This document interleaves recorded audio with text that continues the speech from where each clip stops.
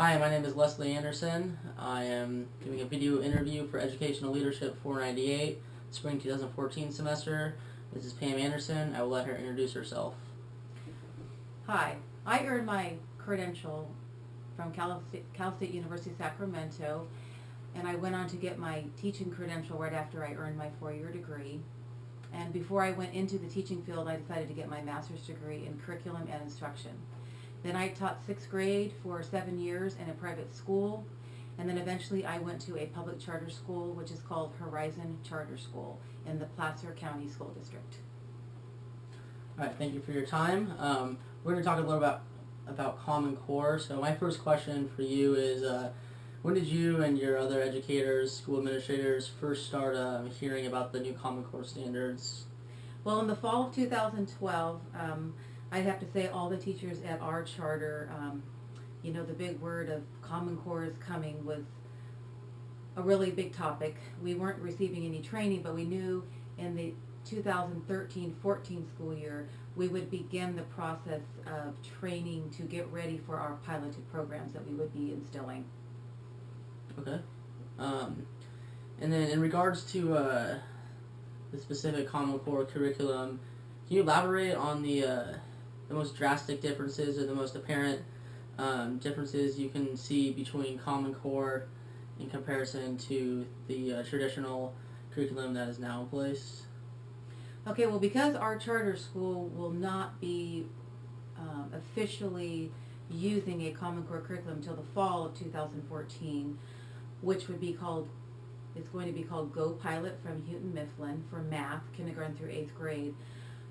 I can't really clarify the complete differences. I just know that for math, a lot of explaining will have to be written out by the students, explaining how they got, for example, 2 plus 2. A lot of problem solving. There will be a lot of similarities between the current curriculum and the core curriculum that's coming.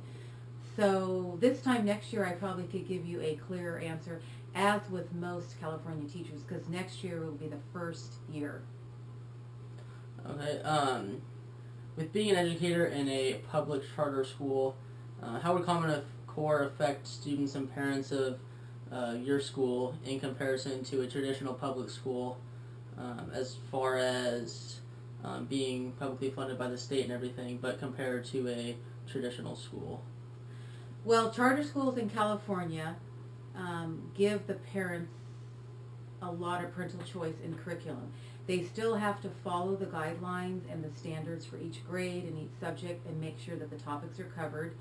In our school, the parents have been given instruction on the shifts that will be taking place in math and English involved with core curriculum. So the process of switching them over to solid core curriculum might be a little bit different than a traditional public school, because that's all they use is what the state mandates. We offer a little bit more parental choice. The parents are happy about that, but they're also interested in hearing about the new shifts in math and ELA. Okay. What do you believe that will be the biggest strengths and weaknesses associated with Common Core, and specifically the implications of the state being in charge of this, per se, educational reform? Well, that's a really big question. It's a good question. Most people do get a little frustrated by the government mandating so many steps and instructions for teachers to follow.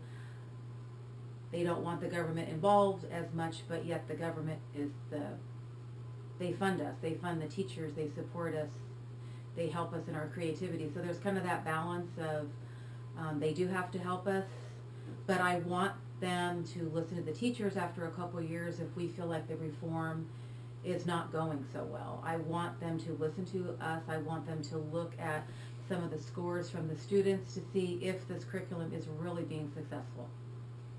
Okay. Based on your experience in education, the education system, do you believe Common Core is acting in the best interests of these students that it will affect, or let's say politicians, corporations, or other entities that are truly kind of in charge and backing this new Common Core?